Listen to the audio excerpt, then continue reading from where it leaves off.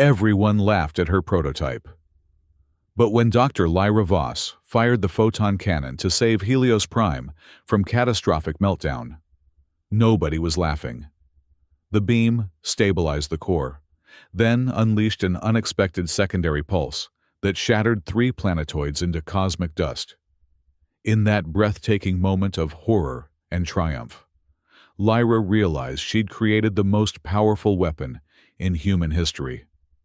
The polished marble floor of Helios Prime Space Station's Grand Exhibition Hall reflected the artificial sunlight streaming through the transparent ceiling dome, casting elongated shadows across the gathering of scientists and diplomats. It was the year 2475, and the Planetary Alliance had convened their annual scientific congress at humanity's most impressive orbital achievement, a sprawling nexus of laboratories, diplomatic quarters, and innovation centers suspended in the void between worlds. Dr. Lyra Voss stood beside her creation, her slender fingers trembling slightly as she adjusted the calibration panel on what appeared to be an unwieldy, oversized cannon. At 32, she was among the youngest lead engineers invited to present at the Congress, her reputation as a prodigy in energy weaponry preceding her. Yet today, that reputation balanced on a knife's edge. "The photon cannon," she announced to the small cluster of colleagues who had deigned to visit her exhibition station. "A revolutionary approach to particle acceleration and energy conversion." She tried to ignore the subtle exchange of glances, the barely concealed smirks. The prototype was admittedly ungainly, nearly 4 meters tall, with a barrel diameter that seemed grossly disproportionate to its supposed function. Cooling pipes snaked around its exterior like metallic vines, connecting to 3 separate energy converters that hummed with an unsettling dissonance. "And the practical applications?" inquired Dr. Helmut Weiss, his voice carrying the practiced skepticism of the veteran researcher. "Beyond taking up half a laboratory's space allocation." Scattered laughter rippled through the small audience. Lyra straightened her posture, forcing confidence into her voice. "The photon cannon converts standard fusion energy into a concentrated beam of modified photons, particles that can carry exponentially more destructive capability than traditional weaponry, while remaining completely controllable and directional." "Theoretical capability," corrected Dr. Weiss, "unless you've successfully tested this apparatus?" The silence that followed provided his answer. "As I thought," he continued, turning to address the other observers. "Another case of ambition outpacing execution. Reminiscent of your father's work, isn't it, Voss?" The mention of her father, Dr. Elias Voss, whose failed antimatter containment system had cost the lives of 17 researchers 2 decades ago, sent a flush of heat to Lyra's face. She opened her mouth to respond, but the conversation was interrupted by a sudden, violent tremor that shook the entire exhibition hall. Warning lights flashed crimson across the walls and ceiling. The station's AI system spoke with unnerving calm. "Attention, collision alert. Diplomatic freighter SS Harmony has experienced navigation failure. Impact with Helios Prime's eastern quadrant imminent. All personnel proceed to designated safety zones." Chaos erupted in the hall as scientists abandoned their exhibits, rushing toward the reinforced shelters. Another tremor, stronger than the first, sent several people stumbling to their knees. Above the din of alarms and shouting, the station's structural integrity systems wailed in protest. "The energy core!" someone shouted. "The collision has destabilized the containment field." Dr. Weiss, who had been moving toward the exit, froze and turned back. "If the containment field fails completely, the resulting energy cascade will tear this station apart." Lyra's eyes darted to her photon cannon, calculations racing through her mind. "The cannon," she said, more to herself than anyone else. "It could absorb and redirect the excess energy." "Absurdity," Dr. Weiss scoffed. "An untested prototype?" But the station's emergency channels had already picked up her words. The voice of Ambassador Harlan Voss, the Alliance's highest-ranking official present, crackled through her personal communicator. "Dr. Voss, this is Ambassador Voss. Our defensive systems are failing to stabilize the energy core. If you believe your device can help, you have my authorization to proceed immediately." The exhibition hall had nearly emptied, leaving Lyra alone with her prototype and a handful of personnel too curious or too frightened to leave. Among them stood Marek Novak, her assistant and the only person who had believed in the photon cannon from its inception. "Lyra," Marek said, his voice low and urgent, "you can't seriously consider this.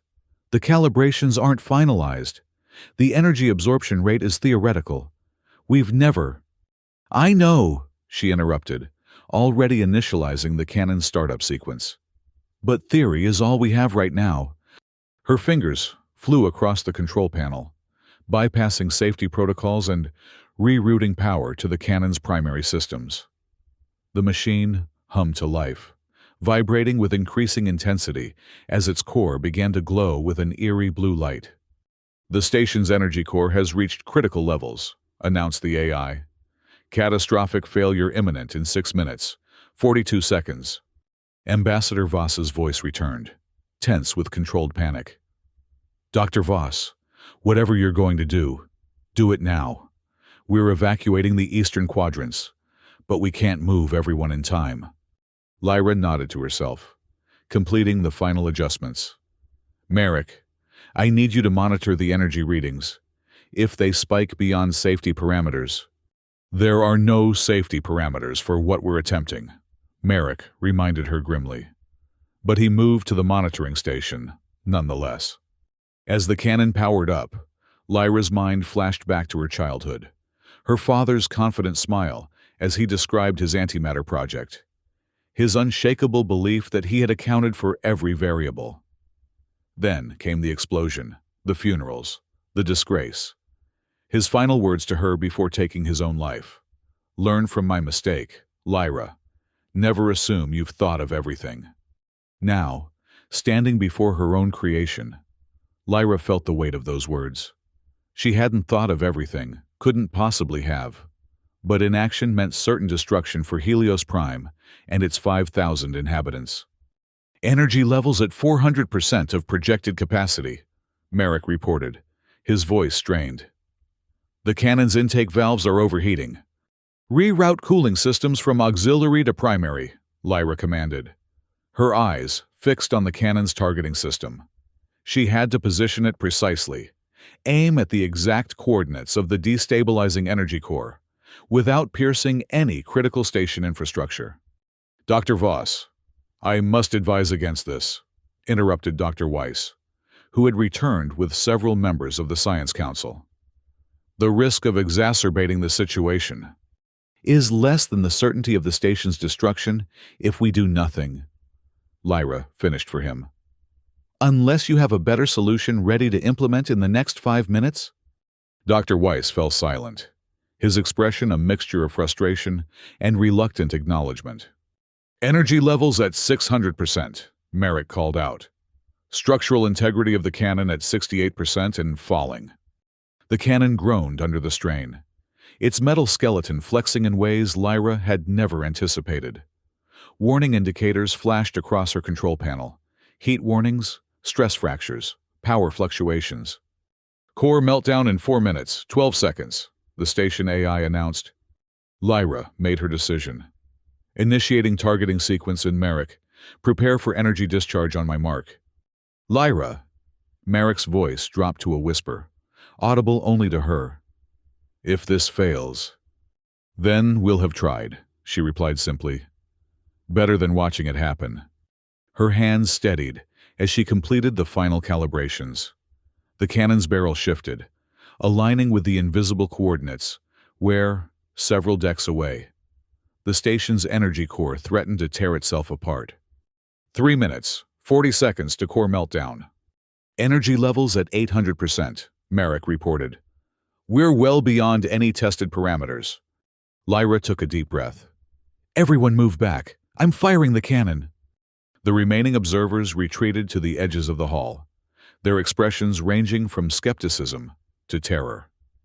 Dr. Weiss remained closest, his scientific curiosity apparently outweighing his fear.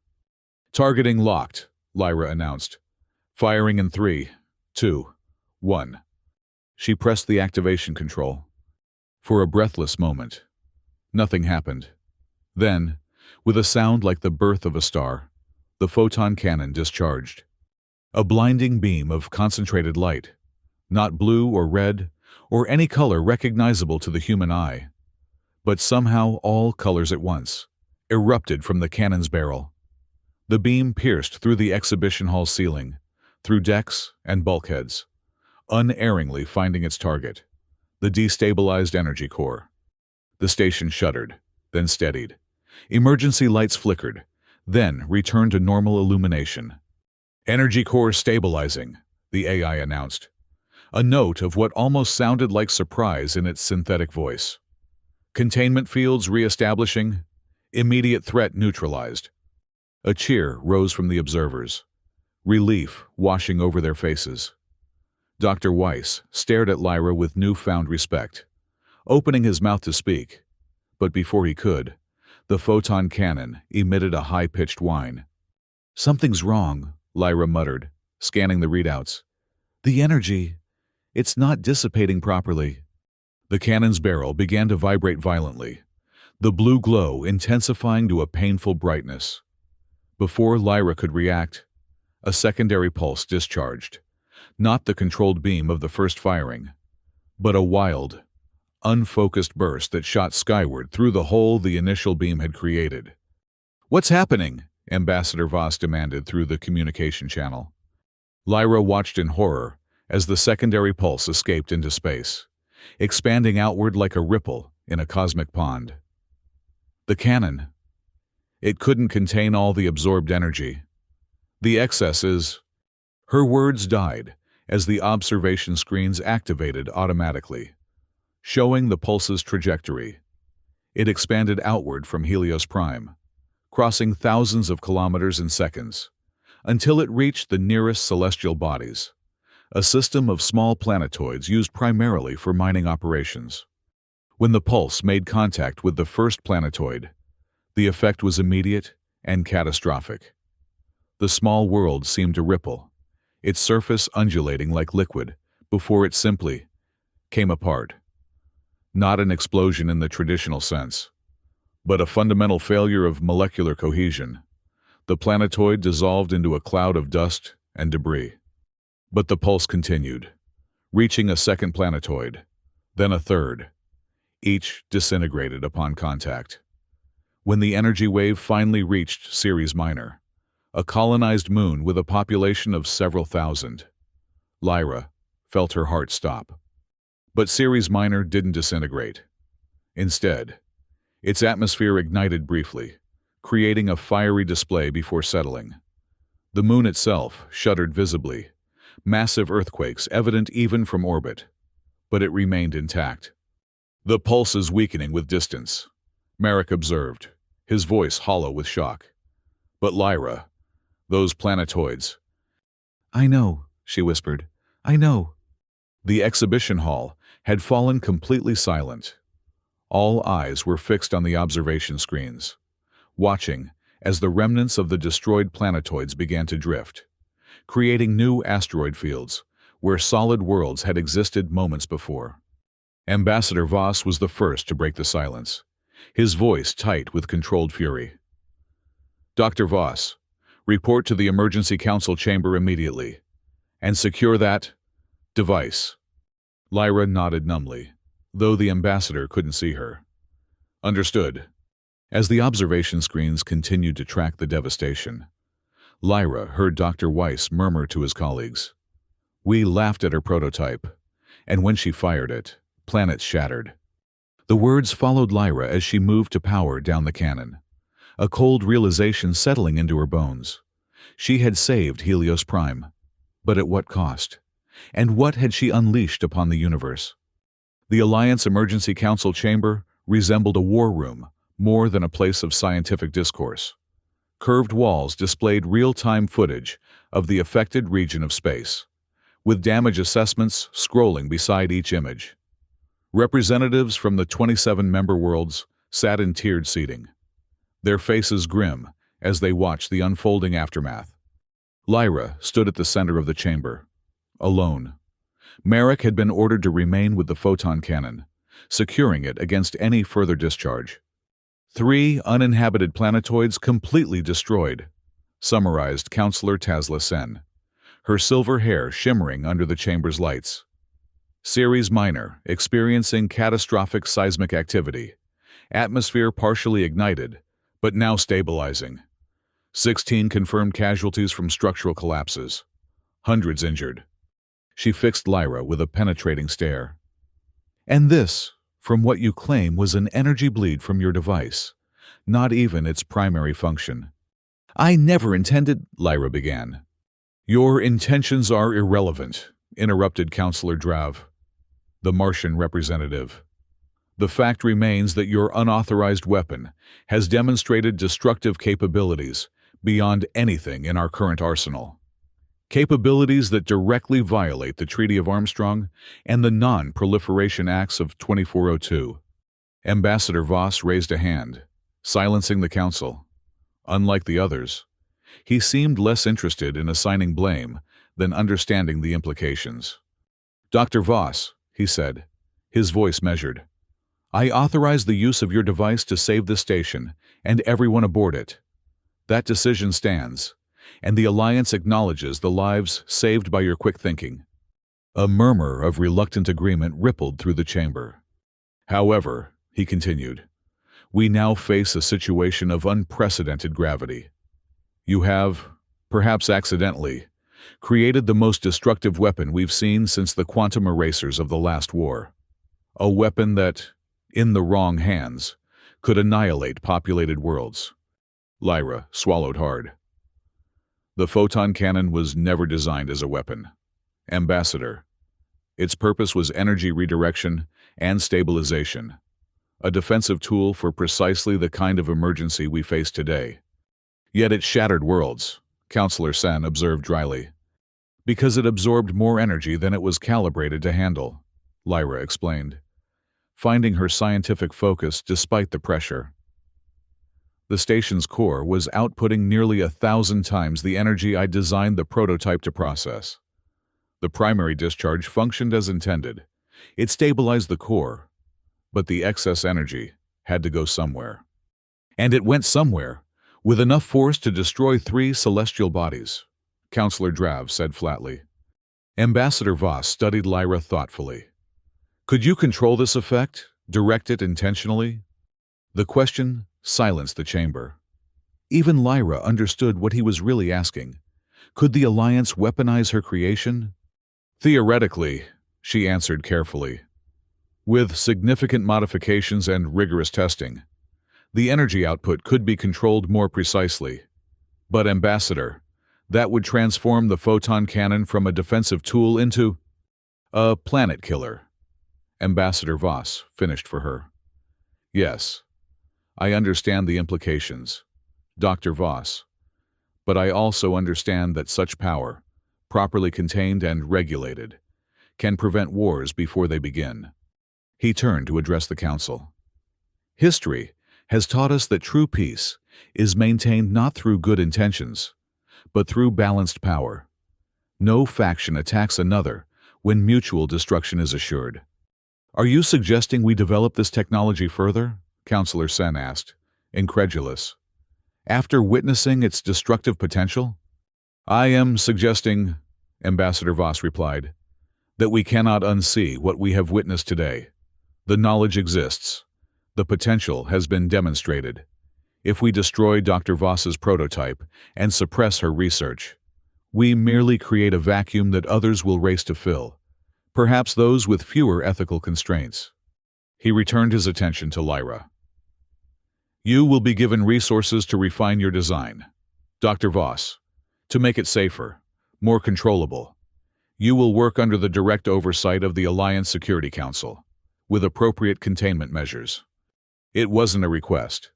Lyra nodded slowly, understanding the complex position she now occupied. Part creator, part prisoner, entirely responsible.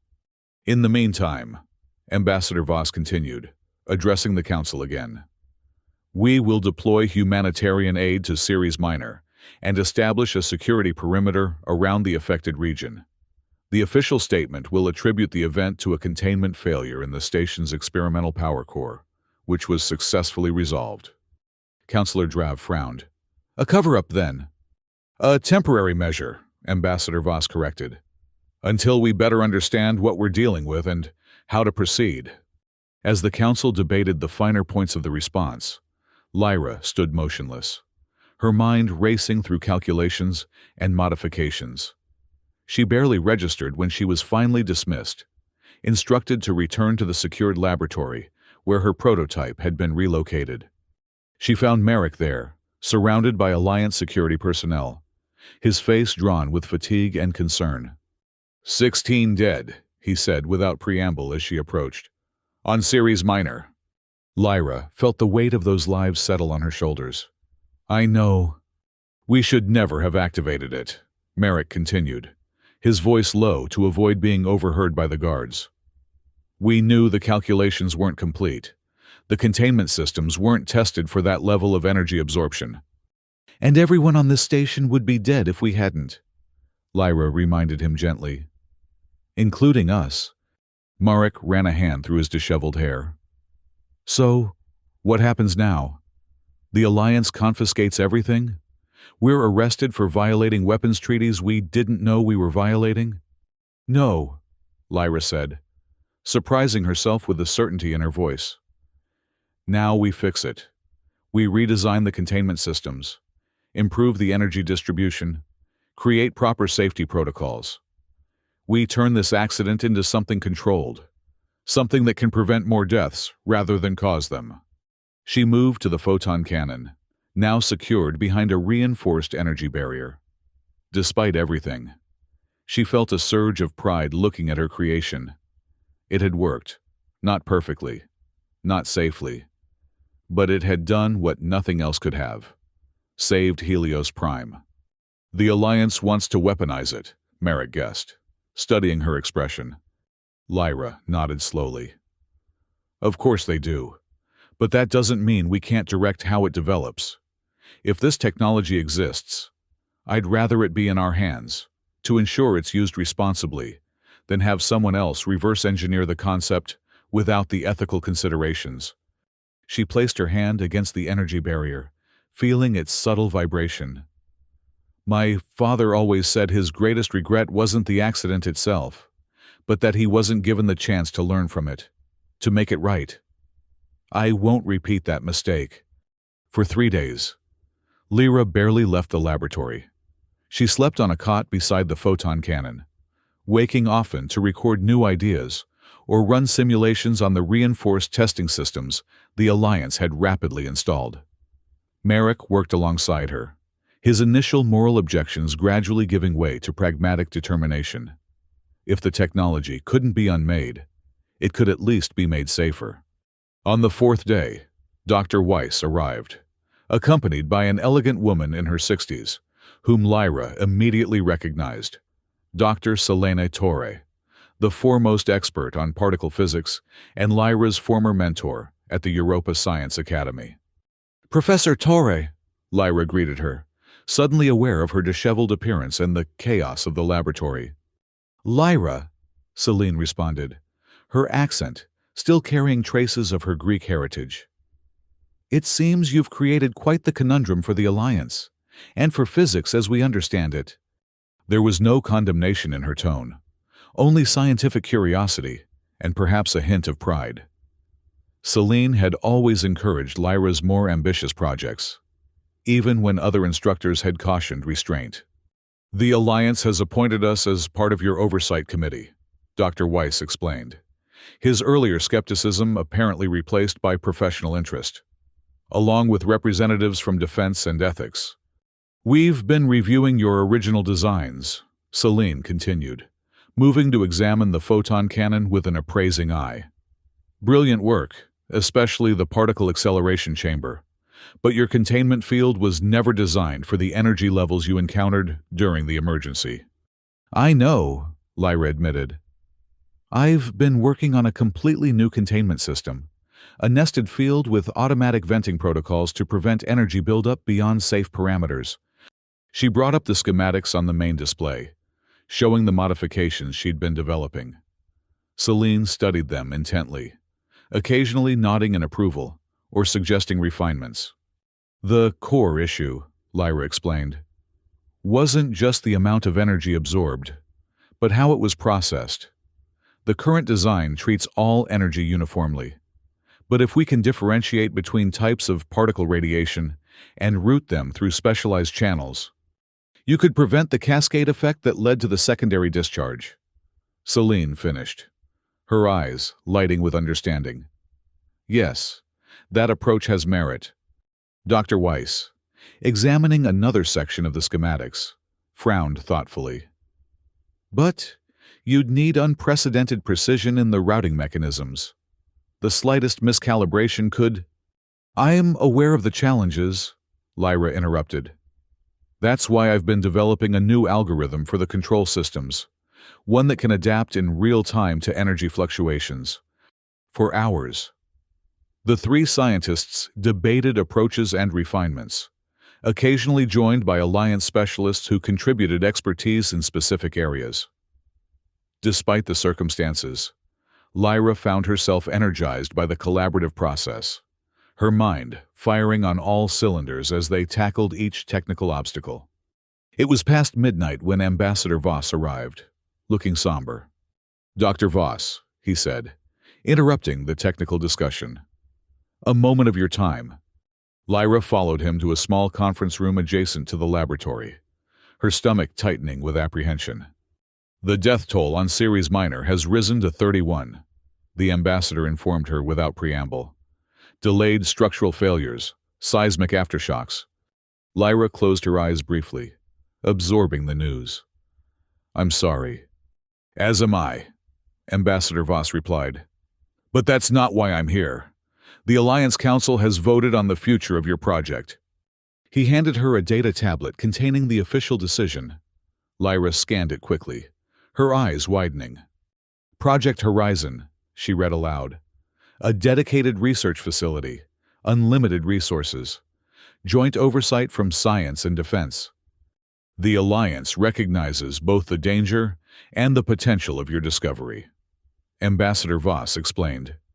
"This represents our commitment to developing it responsibly.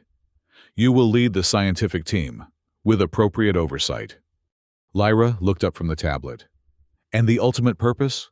Defense or deterrence?" "Both," Ambassador Voss answered frankly.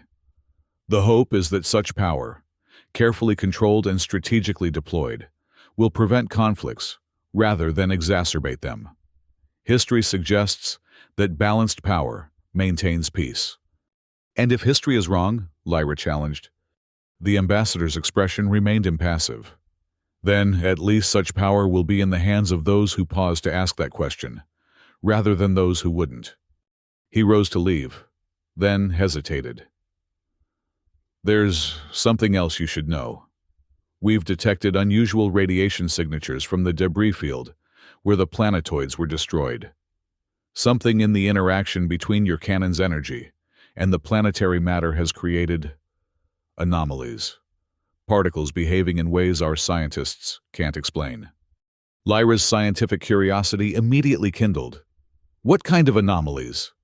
"That," said Ambassador Voss with the faintest smile, "is now also part of Project Horizon. I suggest you get some rest. Dr. Voss, tomorrow begins a new chapter in Alliance history, and you'll be writing it." After the ambassador departed, Lyra returned to the laboratory to find Celine alone, the others having finally succumbed to exhaustion. "So," Celine said, studying Lyra's expression, "they're moving forward with development." Lyra nodded, sinking into a chair beside her former mentor. "Project Horizon, a dedicated facility, unlimited resources." "And unlimited expectations," Celine added softly. "Am I doing the right thing?" Lyra asked, the question that had been gnawing at her since the accident finally escaping. "Continuing this work after seeing what it can do?" Celine was quiet for a long moment before answering. The question isn't whether you should continue, Lyra. The knowledge exists now. The potential has been demonstrated. Someone will develop it further. That's what Ambassador Voss said, Lyra noted. And he's right, Celine affirmed. The question is, who do you want that someone to be? Someone who sees only the weapon, or someone who understands both the science and the responsibility it carries? She placed a hand on Lyra's shoulder. Your father made mistakes, yes. But his greatest legacy isn't the accident that ended his career. It's you, and the ethical awareness he instilled in you. That's what the Alliance needs now, perhaps more than your technical brilliance. Lyra considered this, finding unexpected comfort in the perspective. There's more, she said. Ambassador Voss mentioned anomalies in the debris field, unexplained particle behavior. Celine's scientific interest visibly peaked. What kind of anomalies? He didn't specify. It's now part of Project Horizon. A slow smile spread across Celine's face. Then perhaps your photon cannon has more to teach us than just weapons technology. Perhaps it's opened a door to new understanding. The thought was oddly comforting, that amidst destruction might lie discovery, that her creation might ultimately contribute to knowledge rather than just military might.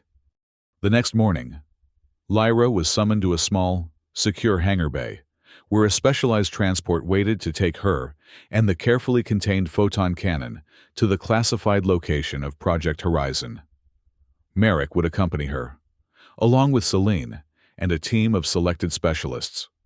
As she prepared to board, Dr. Weiss approached, extending his hand in a gesture that surprised her. I owe you an apology, Dr. Voss, he said formally. I judged your work prematurely, based on its appearance, rather than its potential. Lyra accepted the handshake. An understandable error. It doesn't look like much. Neither did the first fusion reactor, Dr. Weiss replied with a wry smile. Or the first FTL drive. History is shaped by ugly prototypes that function beyond expectations. His expression grew more serious. Just be careful, Lyra. Power of this magnitude carries its own momentum. Make sure you remain its master, not its servant. With those parting words, he stepped back, allowing Lyra to board the transport. As the doors sealed and the craft prepared for departure, she gazed through a viewport at Helios Prime, the station she had saved, the beginning of a journey she hadn't anticipated. Ready? Merrick asked, settling into the seat beside her. Lyra nodded, though in truth, she wasn't sure anyone could be ready for what lay ahead. As ready as I'll ever be. The Project Horizon facility exceeded even Lyra's wildest expectations. Built into an asteroid in a remote, classified region of the belt. It combined cutting-edge laboratories, living quarters for hundreds of personnel, and the most advanced testing chambers Lyra had ever seen. The Alliance had this ready remarkably quickly, she observed, as Ambassador Voss led the initial tour. This facility was originally designed for classified research into dark energy manipulation, the ambassador explained.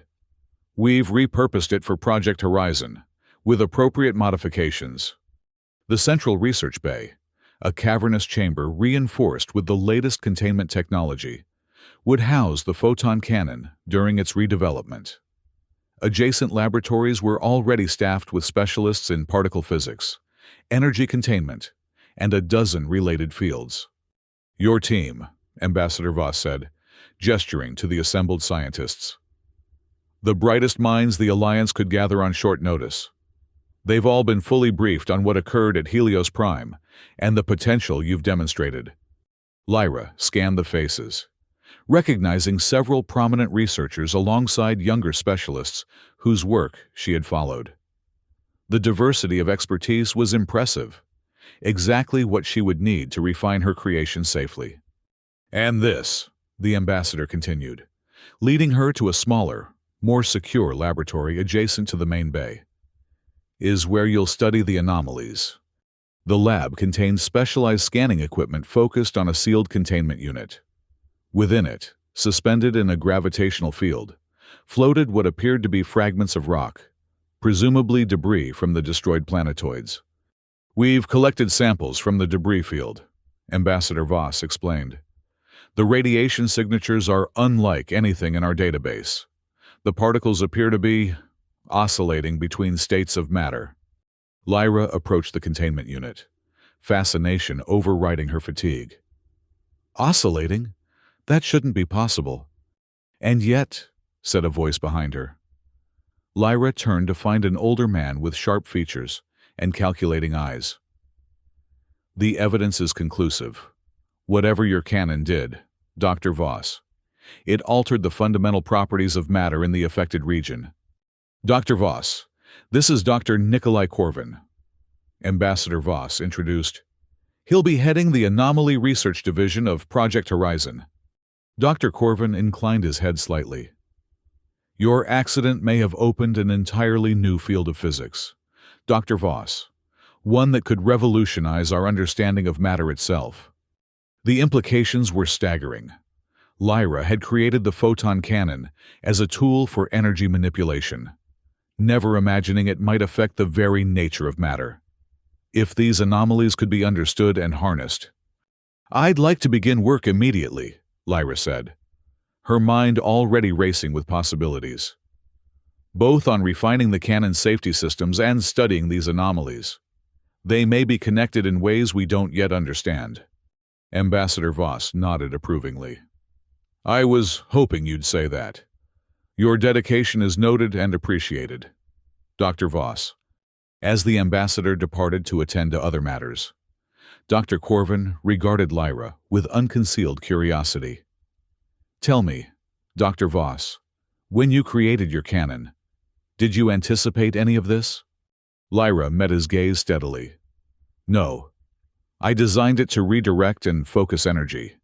The effects we witnessed at Helios Prime were unintended consequences of emergency use." "Fascinating," Dr. Corvin murmured. "The greatest discoveries often emerge from the unexpected. Wouldn't you agree? From accidents and anomalies that force us to reconsider our fundamental assumptions." There was something in his tone that made Lyra slightly uneasy, an eagerness that seemed to transcend scientific curiosity. "Discovery should never come at the cost of caution," she replied carefully, "especially when the stakes are this high." Dr. Corvin's smile didn't quite reach his eyes. "Of course, caution above all. But between us, Dr. Voss, you must feel some pride in what you've achieved.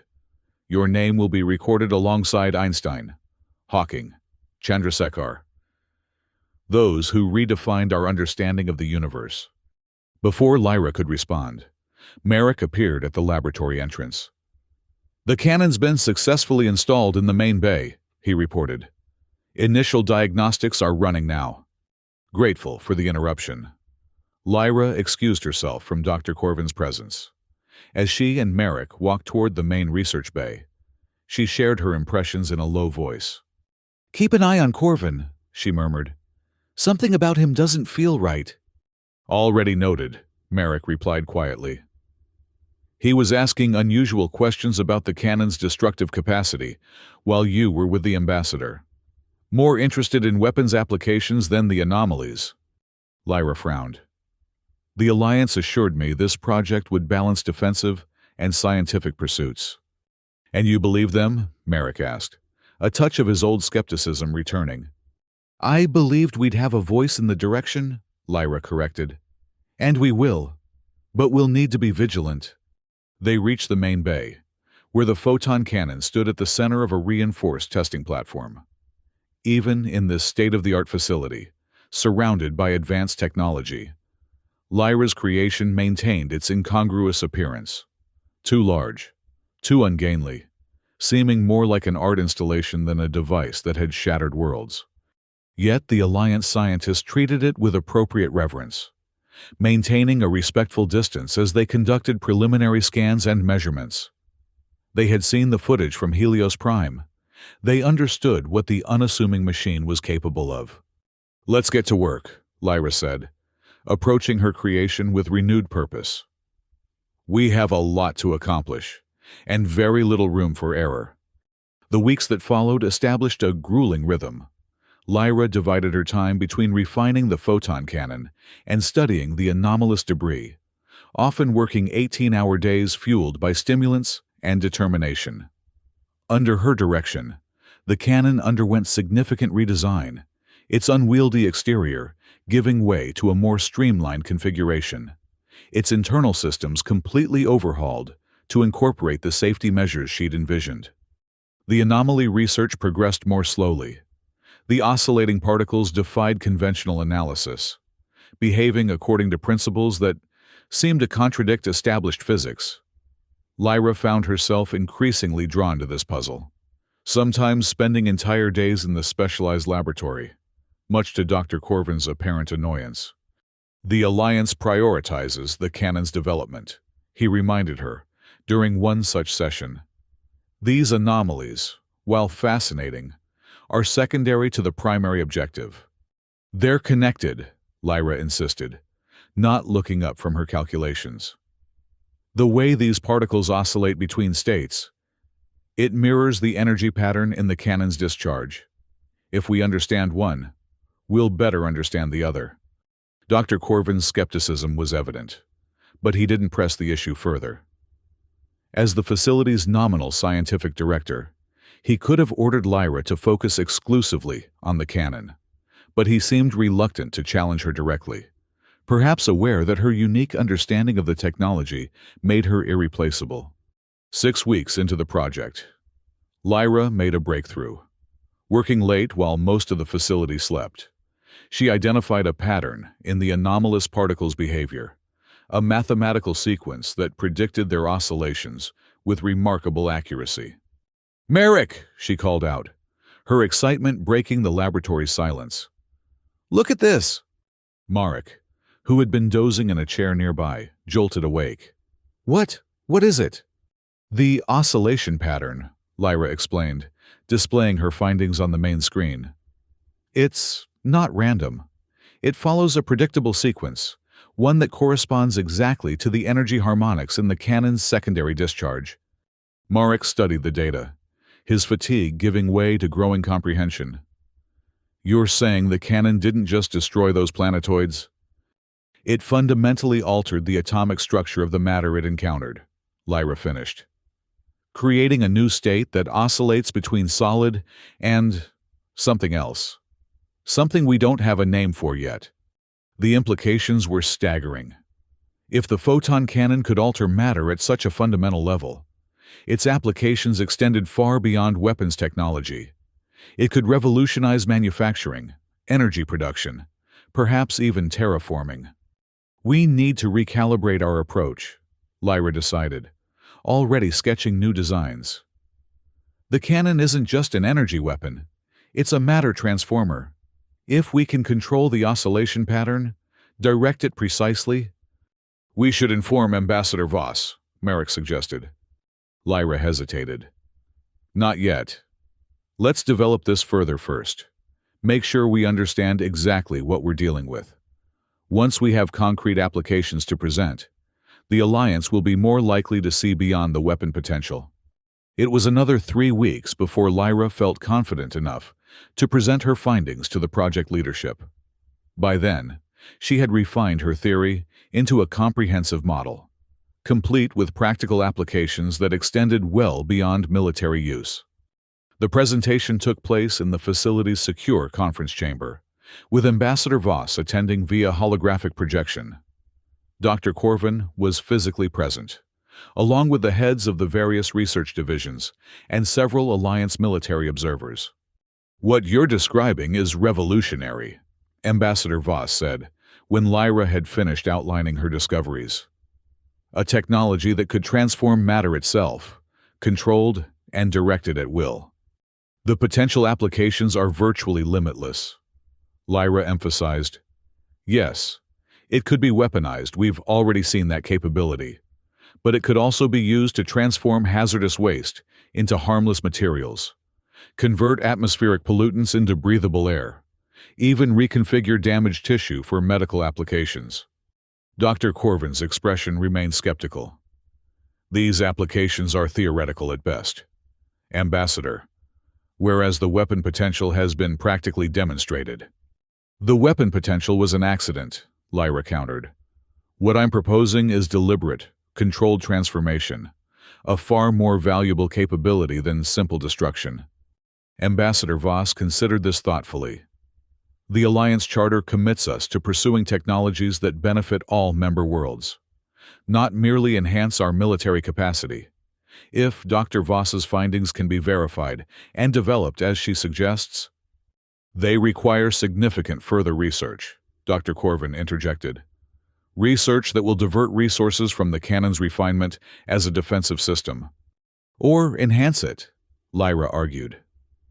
Understanding the transformation effect allows us to create a more precise, controlled device, one that can be calibrated for different applications, including defense, without the risk of unintended planetary destruction. The debate continued for hours, with the military observers generally supporting Dr. Corvin's position, while the scientific team leaders aligned more with Lyra's vision. In the end, Ambassador Voss made the decision. Project Horizon will expand to incorporate Dr. Voss's new findings, he announced. The transformative applications will be developed alongside the defensive capabilities, with equal priority and resources. He fixed Dr. Corvin with a firm gaze. This is consistent with Alliance principles and offers the greatest potential benefit to our member worlds. Dr. Corvin, you will continue to oversee the overall project, but Dr. Voss will lead the new Transformation Division with full autonomy. Dr. Corvin's displeasure was evident, but he nodded in acknowledgement. As you wish, Ambassador. After the meeting dispersed, Lyra found herself approached by one of the military observers, a stern-faced woman with the insignia of Alliance Strategic Command. "A word, Dr. Voss," she requested, guiding Lyra to a more private corner of the chamber. "Commander," Lyra inquired, realizing she didn't know the woman's name. "Reese. Commander Alara Reese." Her voice was clipped, efficient.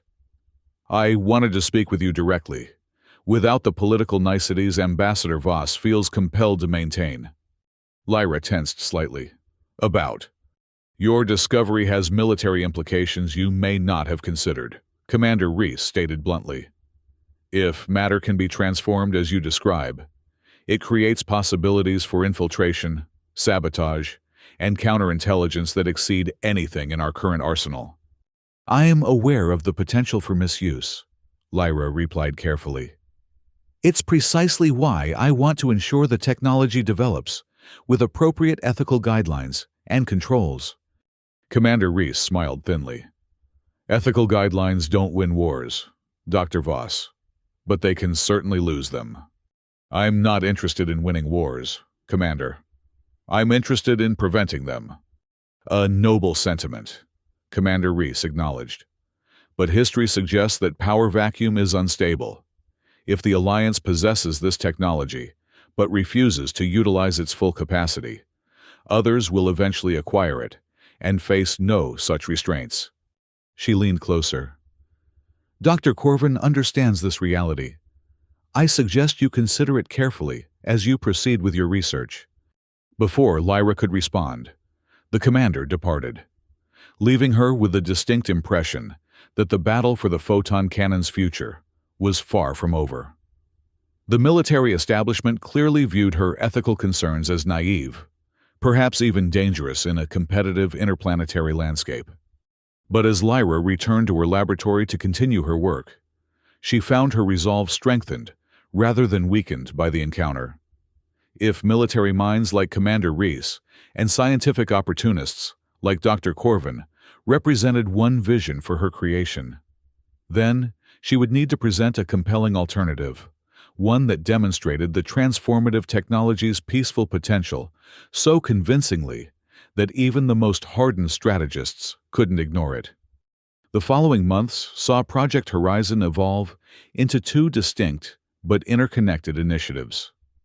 while Dr. Corvin's team continued refining the photon cannon as a defensive system. Lyra's newly formed Transformation Division focused on understanding and controlling the matter-altering properties of the technology. Progress came in fits and starts. Some days brought exhilarating breakthroughs, like when they successfully transformed a sample of toxic waste into inert material, or when they developed a mathematical model that predicted transformation outcomes with 90% accuracy. Other days brought frustrating setbacks, failed experiments, unexpected reactions, equipment failures that set the research back weeks. Throughout it all, Lyra felt the weight of competing expectations. Ambassador Voss and the Alliance Council wanted demonstrable results to justify the massive resource investment.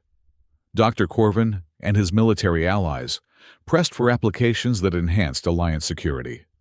And Lyra herself remained driven by the dual desires to understand the science fully and to ensure it served humanity's best interests. The pressure took its toll. Lyra lost weight, slept poorly, and grew increasingly isolated from everyone except Merrick and Celine, who had become her closest confidants and strongest supporters. Even they worried about her obsessive focus, her refusal to take breaks or acknowledge her physical limitations. "You won't solve the universe's mysteries if you collapse from exhaustion," Celine chided her one evening, finding Lyra still in the laboratory well past midnight. Lyra looked up from her calculations, blinking as if emerging from a trance. "I'm fine. Just need to finish this sequence analysis." Celine moved to stand beside her, studying the complex equations covering the display. "You're pursuing something specific," she observed. "Something beyond the stated objectives." "Too tired to dissemble," Lyra nodded. "I've been tracking an anomaly within the anomalies, a pattern that shouldn't exist according to our current understanding of physics." She brought up a different display, showing what appeared to be a waveform with unusual irregularities. These spikes occur at precisely timed intervals, across all the transformed material samples. They don't correlate with any known natural phenomenon. Celine studied the pattern, her scientific curiosity evident. "It almost looks like a signature," Lyra finished. "Or a code. Something embedded in the fabric of matter itself, revealed only when the transformation process disrupts conventional atomic structures." The implications were profound, potentially even metaphysical. Was this evidence of design in the universe's fundamental architecture? A previously undetected property of matter? Or something stranger still? "I haven't shared this with the others yet," Lyra admitted. Dr. Corvin would dismiss it as an instrumentation error or an irrelevant curiosity. The military observers would see no strategic value in it. "But you believe it's important," Celine surmised. "I believe it might be the most important discovery of all," Lyra said softly. "If we can decode this pattern, it could change our understanding of reality itself." Celine placed a gentle hand on Lyra's shoulder. "Then you need rest more than ever. Clear thinking requires a clear mind." Reluctantly, Lyra agreed to retire for the night, but her dreams were filled with equations and patterns, matter shifting between states, worlds coming apart at the seams. She woke feeling no more rested than when she'd fallen asleep, but with a renewed determination to unlock the mystery. Over the next few weeks, Lyra dedicated increasing time to what she privately called the pattern, the mysterious signature embedded in transformed matter. She developed specialized algorithms to analyze it, testing various decoding approaches borrowed from cryptography, linguistics, and music theory. Nothing yielded conclusive results, but each attempt narrowed the possibilities, bringing her incrementally closer to understanding. The pattern seemed to contain information. That much became clear, but the nature of that information remained frustratingly elusive. Meanwhile, the official Project Horizon objectives progressed steadily. The photon cannon underwent successful controlled testing in a remote asteroid field. demonstrating both its destructive capacity and its matter-transforming capabilities under carefully managed conditions. The Alliance Council, impressed by the results, authorized expanded resources and accelerated development timelines. Dr. Corvin, bolstered by this support, grew increasingly assertive in steering the project toward military applications. His weekly reports to Ambassador Voss emphasized defensive capabilities and strategic advantages, often minimizing or omitting the transformative technology's peaceful potential. Lyra pushed back where she could, highlighting alternative applications and insisting on rigorous safety protocols. But she found herself increasingly isolated in these efforts, as more project personnel aligned with Dr. Corvin's vision, whether from genuine agreement or political expediency. The situation came to a head 9 months into the project, during a critical demonstration for Alliance leadership. Delegations of counselors and military commanders had arrived at the facility to witness the photon cannon's capabilities firsthand, a milestone event that would determine the project's future direction and funding. The demonstration was to take place in deep space, with the facility's specialized observation vessel providing a safe vantage point.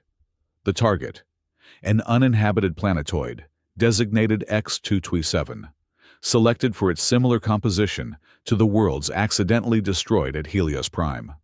As the preparations neared completion, Lyra discovered a disturbing modification to the test parameters. Reviewing the final settings, she noticed that Dr. Corvin had authorized energy levels far exceeding what they had agreed upon, levels that would maximize destructive impact rather than controlled transformation. "This isn't what we discussed," she confronted him in the control center, keeping her voice low to avoid creating a scene in front of the visiting dignitaries. "These settings will completely obliterate X-227. We're supposed to be demonstrating precise transformation of designated sectors, not wholesale destruction." Dr. Corvin's expression remained impassive. "The Alliance leadership expects to see the technology's full capabilities. Dr. Voss, not a watered-down demonstration that fails to convey its strategic importance." "The strategic importance includes precision and control," Lyra argued. "Destroying an entire planetoid proves nothing we haven't already seen. Transforming specific regions while leaving others intact, that demonstrates the true advancement." Ambassador Voss, overhearing the exchange, moved to join them. "Is there a problem with the demonstration parameters?" Before Dr. Corvin could respond, Lyra explained the discrepancy. "The current settings prioritize destructive capacity over precision control. They don't reflect the advancements we've made in targeting and transformation specificity." The ambassador considered this, glancing between the two scientists. "What would you recommend instead, Dr. Voss?" "A 3-phase demonstration," Lyra proposed without hesitation. "First, a precision strike that transforms a specific geological formation on the planetoid's surface. Second, a broader application that alters the composition of the planetoid's outer layer. Finally, if the Council insists on seeing destructive capacity, a targeted strike that removes approximately 1/3 of the planetoid's mass, demonstrating both power and control simultaneously." Ambassador Voss nodded thoughtfully. "That sounds more comprehensive and more aligned with our development objectives." He turned to Dr. Corvin. "Make the necessary adjustments, please." Dr. Corvin's jaw tightened, but he nodded curtly. "As you wish, Ambassador." As he moved away to implement the changes, Ambassador Voss regarded Lyra with a calculating expression. "You continue to surprise me, Dr. Voss. Most creators of revolutionary weapons technology eventually surrender to its military potential. You remain steadfastly committed to a broader vision." "Because it is broader," Lyra replied simply. "What we've discovered isn't just a weapon. It's a new relationship with matter itself. Limiting it to destruction would be like using a quantum computer to calculate simple addition." The ambassador smiled slightly. "A perspective the Alliance needs. Perhaps more than it realizes. Carry on, Dr. Voss." The demonstration, reconfigured according to Lyra's specifications, proved more impressive than even she had anticipated. The precision strike transformed a mountain range on X-227 into a crystalline formation that glittered spectacularly in the starlight. The broader application converted the planetoid's regolith into a self-sustaining atmosphere generator that would eventually create a breathable environment. And the final phase removed exactly 1/3 of the planetoid's mass, creating a perfectly smooth, hemispheric cutaway that demonstrated both the technology's power and its precision. The Alliance delegation was suitably awed. Even the military commanders, initially disappointed by the change in parameters, found themselves impressed by the level of control demonstrated, recognizing the strategic value of precision alongside raw destructive capability. As the observation vessel returned to the facility, Ambassador Voss gathered the project leaders and key Alliance representatives in the main conference chamber. His expression was solemn, but satisfied. What we witness today represents a technological leap comparable to the discovery of nuclear fission or faster-than-light travel, he began.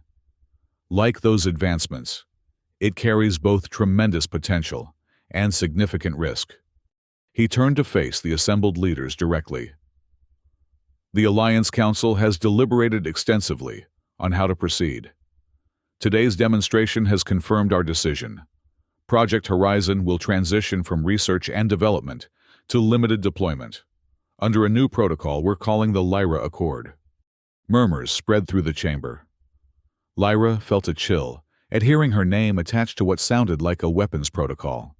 The Lyra Accord, Ambassador Voss continued, establishes strict guidelines for the use of photon transformation technology. It will be deployed exclusively as a defensive and constructive tool, never as a first-strike weapon, never against inhabited worlds, never without exhausting diplomatic alternatives. He gestured toward Lyra. Dr. Voss's insistence on ethical application has shaped our approach. Her vision of transformation rather than destruction will guide deployment protocols. Dr. Corvin's expression darkened, but he remained silent as Ambassador Voss outlined the specifics of the accord, the oversight committees, the multilateral authorization requirements, the technical safeguards that would prevent unilateral use. This technology will serve as the cornerstone of a new peace, the ambassador concluded, not through fear of annihilation, but through respect for capability exercised with restraint. The Alliance will maintain exclusive control, but will establish transparency measures to reassure non-member worlds of our responsible stewardship. After the meeting adjourned, Lyra found herself approached by representatives from various Alliance worlds, each eager to discuss potential applications specific to their planetary needs. One sought atmospheric transformation to combat pollution. Another wanted to explore applications for asteroid mining. A third was interested in medical implementations for cellular regeneration. The enthusiasm for constructive applications was heartening, suggesting that Ambassador Voss's commitment to the technology's broader potential might be genuine rather than merely political. Yet Lyra couldn't help noticing Dr. Corvin's absence from these discussions, nor the intense conversation he appeared to be having with Commander Reese in a corner of the chamber. Later that evening, as the facility settled back into its normal routines and the delegation prepared to depart, Lyra returned to her private laboratory, the small space where she continued her research into the pattern. She found Merrick waiting for her, his expression troubled. "What's wrong?" she asked immediately. "Security breach," he replied in a low voice. "Someone accessed your private research files, the ones on the pattern. They copied everything." Lyra felt her stomach drop. "When?" "During the demonstration, while everyone was focused on the planetoid transformation." "Do we know who?" Marek hesitated. "The access codes belong to Dr. Corvin, but that doesn't necessarily mean—" "It was him," Lyra said with certainty. "He's been looking for leverage since the project began, something to regain control of the research direction." She moved to her workstation, quickly scanning the compromised files. Most contained incomplete theories, fragmented analyses, nothing conclusive about the pattern's nature or significance. But they revealed the direction of her thinking, the approaches she was exploring. Enough for someone with Dr. Corvin's expertise to potentially make connections she hadn't yet seen. We need to accelerate our research, she decided, already initializing new analysis protocols. If Corvin believes the pattern has strategic importance, he'll push to weaponize it somehow, find a way to exploit it before we fully understand what it is. Lyra, Merrick said gently, you're already working beyond human capacity. You need rest, perspective. What I need is to solve this puzzle before Corvin does, she replied, her fingers flying across the interface. Because I don't trust what he'll do with the answer. For the next 2 weeks, Lyra pushed herself beyond all reasonable limits. She slept in 2-hour increments, sustained herself on nutrient supplements and stimulants, and delegated all routine project responsibilities to focus exclusively on decoding the pattern. Merrick and Celine took turns monitoring her health and providing support, their concern growing as her physical condition deteriorated, but her intellectual intensity sharpened.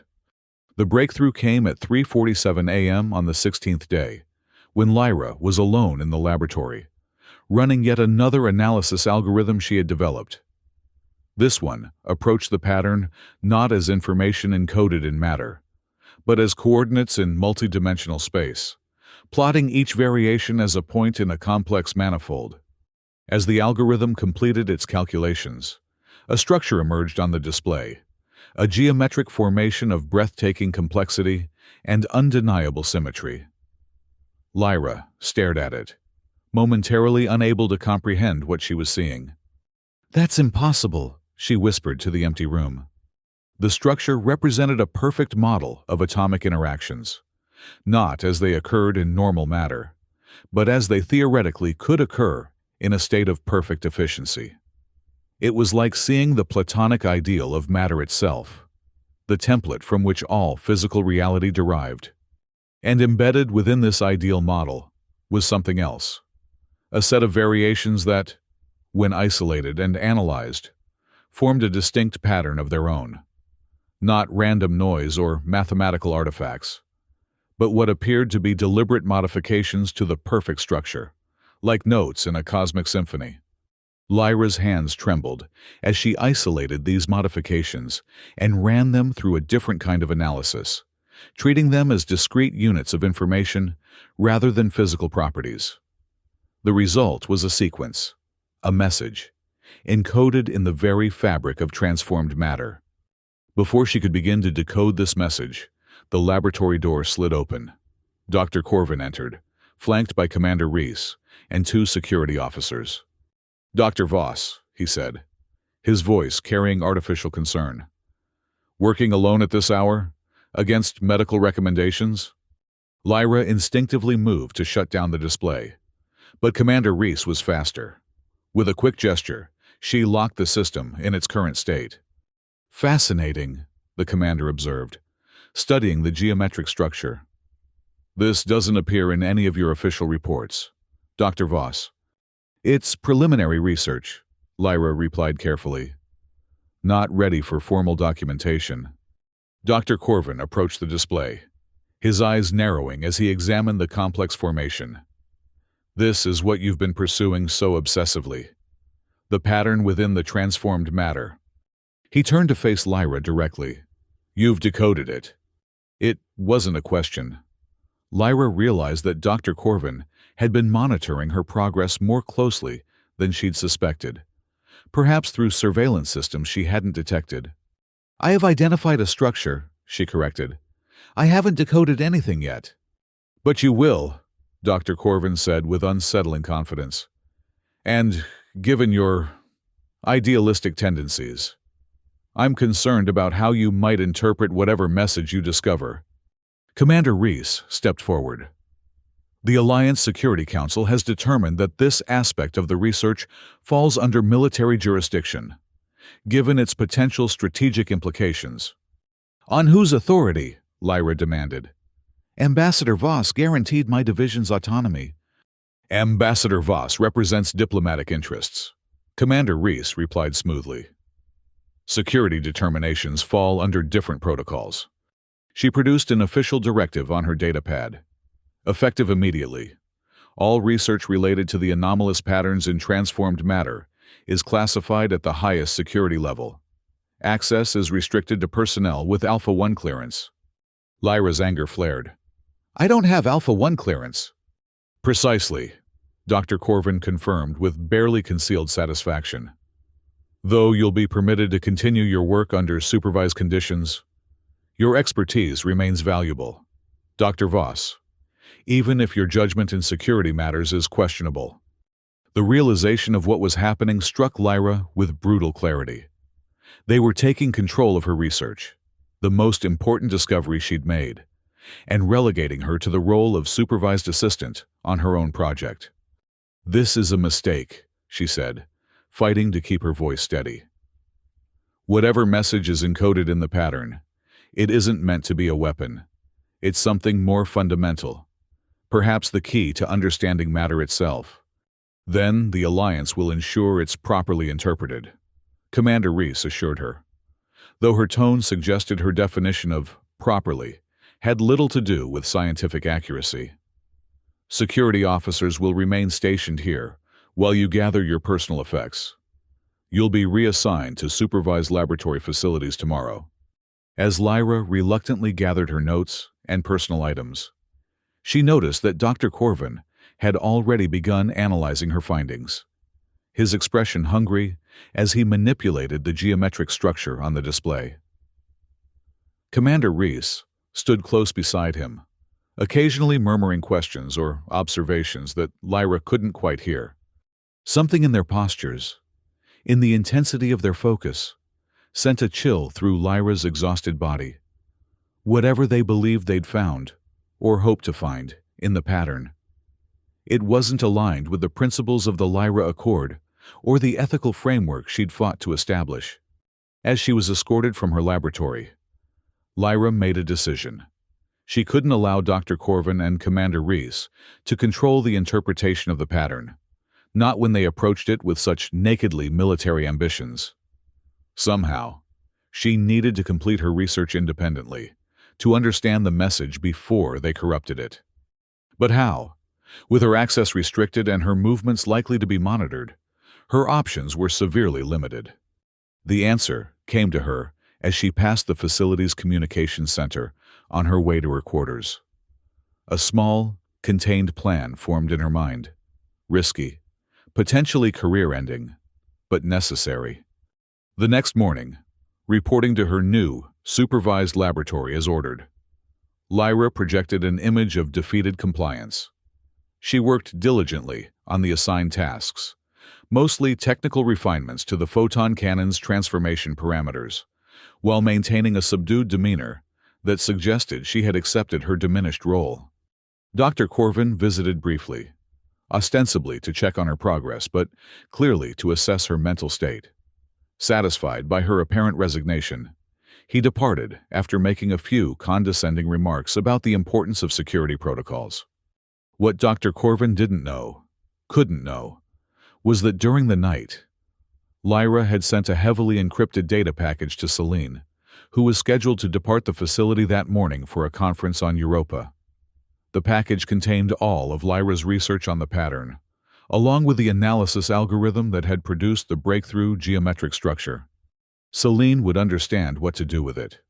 As Lyra's former mentor, and a scientist with impeccable credentials and high-level clearances of her own, she could continue the research independently, free from Dr. Corvin's military-focused interference. It was a risk, certainly. If the unauthorized data transfer was discovered, Lyra would face severe consequences, likely removal from the project entirely, possibly even legal charges. But the alternative, allowing Dr. Corvin and Commander Reese to control the interpretation of what might be the most significant discovery in human history, was unacceptable. For 3 days, Lyra maintained her facade of resigned compliance, while quietly monitoring communications for any indication that her subterfuge had been detected. None came. Celine had successfully departed the facility, the encrypted data package apparently unnoticed among the routine scientific exchanges that accompanied her departure. On the fourth day, as Lyra was completing her assigned work under the watchful eye of a security officer, an alert sounded throughout the facility. Emergency protocols activated, sealing laboratory doors and initiating containment procedures. "Attention all personnel," announced the facility's AI. "Security breach detected in Section 7 Alpha. All non-essential personnel remain at current locations. Security teams to Section 7 Alpha immediately." Section 7 Alpha. Lyra knew was where Dr. Corvin had established his specialized laboratory for studying the pattern. Her heart raced as she realized what must have happened. They had attempted to manipulate the transformed matter based on incomplete understanding, triggering some unforeseen reaction. The security officer assigned to monitor Lyra received an urgent communication through his earpiece. His expression shifted from alert to alarmed. "Stay here," he ordered Lyra. "Do not attempt to leave this laboratory under any circumstances." As he rushed from the room, the automated systems sealed the door behind him, leaving Lyra alone but confined. Through the laboratory's information terminal, she accessed the facility's status reports. As a project leader, she retained this basic level of clearance even under restriction.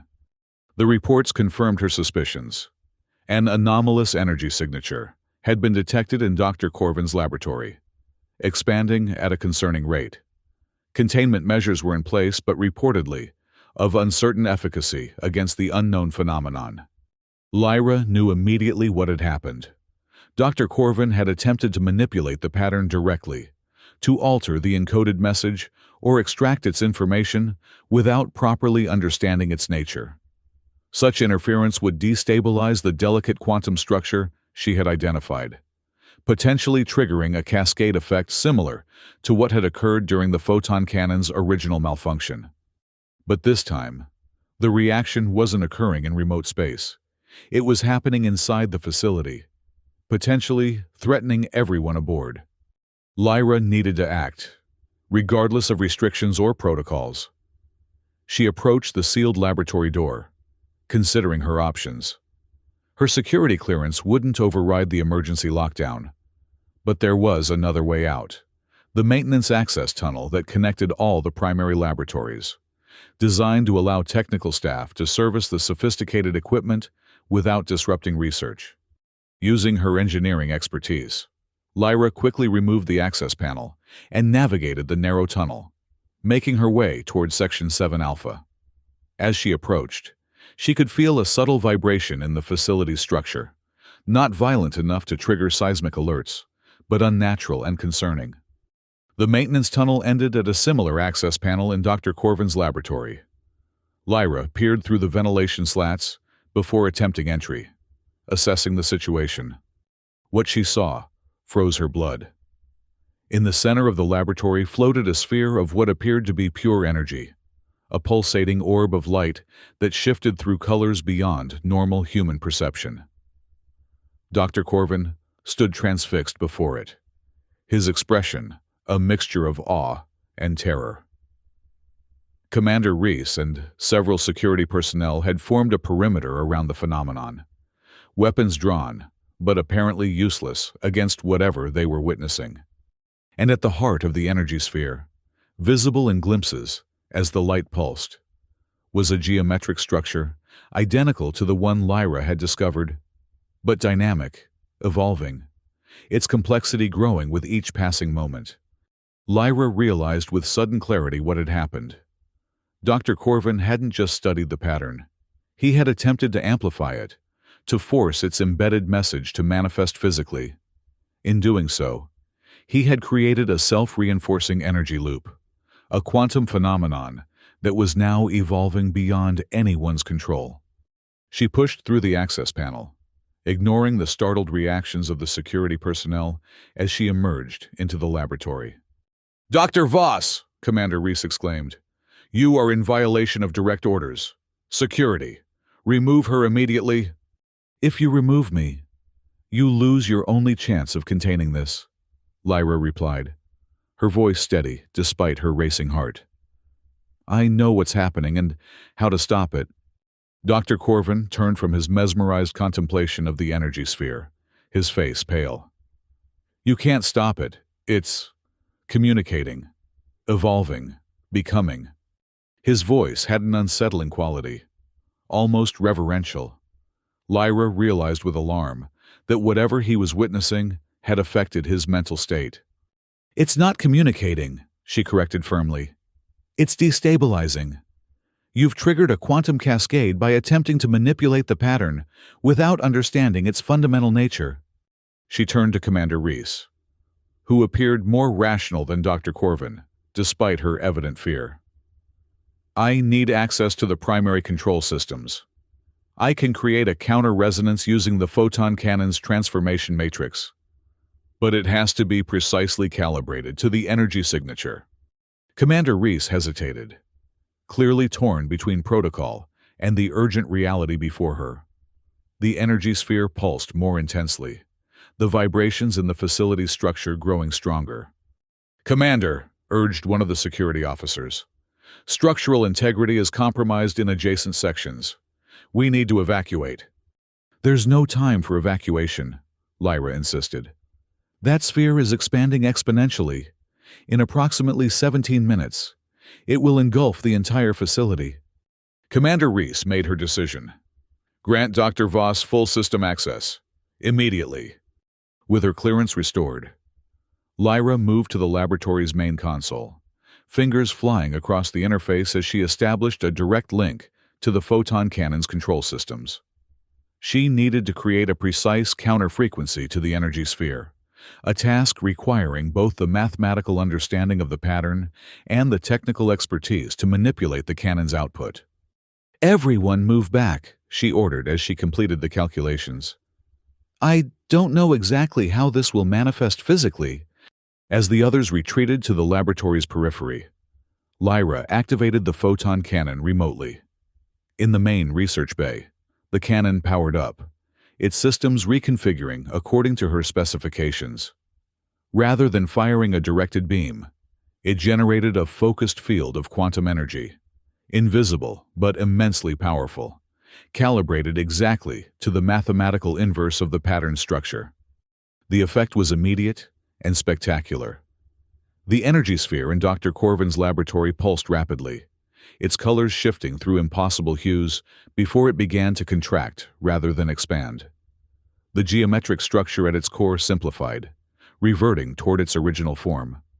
It's working, Commander Reese observed, her professional composure returning as the immediate threat diminished. Not exactly, Lyra corrected, still monitoring the readings closely. I'm not destroying it. I'm stabilizing it, returning it to its natural state. As the sphere continued to contract, something unexpected occurred. The geometric structure at its core, now stable and no longer evolving chaotically, began to emit a specific pattern of light pulses, a sequence that repeated with perfect precision. It's a message, Lyra realized aloud. Not random, not chaotic, a deliberate communication. Dr. Corvin, seemingly recovered from his earlier trance-like state, moved closer to the console. Can you decode it? I'm trying, Lyra replied, running the light sequence through various analytical algorithms. It's not any known communication protocol, but there's definitely structured information here. After several tense minutes of analysis, a pattern emerged, not language in any conventional sense, but a mathematical sequence that described a specific process. As Lyra studied it, understanding dawned. It's instructions, she said, her voice hushed with awe. For a more efficient form of matter transformation, a refinement of the photon cannon's technology, one that doesn't risk the cascade effect that destroyed those planetoids. She looked up at Commander Reese and Dr. Corvin, the implications settling over her like a weight. The pattern, wasn't just a random effect of the transformation process. It was feedback, information embedded in the fabric of matter itself, revealed when we disrupted conventional atomic structures. Information from whom? Commander Reese asked, voicing the question that hung in the air. Lyra shook her head. I don't know. Perhaps from whoever or whatever designed matter in the first place. Or perhaps it's simply an emergent property of reality itself, the universe's own self-correction mechanism. The energy sphere had now contracted to the size of a small orb, stable and contained. The light pulses continuing their rhythmic sequence. Can we use these instructions? Dr. Corvin asked, his scientific curiosity apparently overriding his earlier military focus. Implement them in the cannon's design? We can, Lyra confirmed. And we should. They represent a safer, more precise approach to matter transformation, one that works with the fundamental properties of reality rather than forcing them to bend to our will. Commander Reese studied Lyra thoughtfully. You understand what this means for the Alliance's strategic position? I understand what it means for humanity, Lyra corrected. A technology that transforms rather than destroys, that creates rather than obliterates, that works in harmony with the universe's fundamental nature. She gestured toward the now stable energy orb. This isn't a weapon, Commander. It's a key to a deeper understanding of reality itself. In the days that followed, as the facility recovered from the incident and the Alliance leadership grappled with its implications, Lyra worked tirelessly to implement the revealed instructions into the photon cannon's design. The modifications were elegant in their simplicity, once understood. Small, but crucial adjustments to the transformation matrix that eliminated the risk of uncontrolled cascade effects. Dr. Corvin, humbled by his near-catastrophic error and seemingly affected on some fundamental level by his exposure to the energy sphere, withdrew from direct involvement in the project. Commander Reese, while still representing the Alliance's security interests, adopted a more collaborative approach, acknowledging that the technology's greatest value lay beyond purely military applications. 6 weeks after the incident, a modified version of the Lyra Accord was ratified by the Alliance Council. The revised agreement emphasized the transformative technology's peaceful applications while maintaining strict protocols for its controlled development and deployment. Dr. Lyra Voss was named as the project's principal director, with full authority over both research direction and implementation standards. On the eve of the Accord's public announcement, Lyra stood alone in the facility's observation dome, gazing out at the stars. The stabilized energy orb, now contained in a specialized field and reduced to the size of a small crystal, rested in a sealed container in her hand. It continued to emit its rhythmic light pattern, a constant reminder of the mysteries still waiting to be understood. Celine joined her, having returned to the facility after the crisis had passed. The announcement tomorrow will change everything, she observed. The public isn't prepared for what this technology represents. No one is, Lyra agreed, including me. We're just beginning to understand the implications. She held up the container with its glowing contents. This is just the first message. There will be others as we continue to explore matter transformation, perhaps an entire language written into the fabric of reality, waiting to be discovered. Celine smiled gently. Your father would be proud, Lyra. You didn't just avoid repeating his mistake. You transformed it into something profound. Lyra nodded, her thoughts turning to her father's final words. Learn from my mistake. Never assume you've thought of everything. I haven't thought of everything, she admitted. No one could. But perhaps that's the point. To approach the universe with humility, to listen before we act, to transform rather than destroy. She returned her gaze to the stars, to the countless worlds waiting to be discovered, understood, perhaps even transformed. The photon cannon had begun as an ungainly prototype, laughed at by her colleagues. When she fired it, planets shattered. But from that destruction had emerged a deeper understanding, a glimpse of the universe's underlying order and the responsibility that came with such knowledge. Whatever came next, Lyra Voss would face it with that understanding, not as a conqueror of nature's laws, but as their student and interpreter. The universe had offered humanity a key to its deeper workings. How they used it would define not just the Alliance's future, but humanity's place in the cosmic order. And as the stars continued their eternal dance overhead, Lyra made a silent promise to ensure that place would be one of creation rather than destruction, of transformation rather than obliteration, a promise to the universe itself that its message had not been received in vain.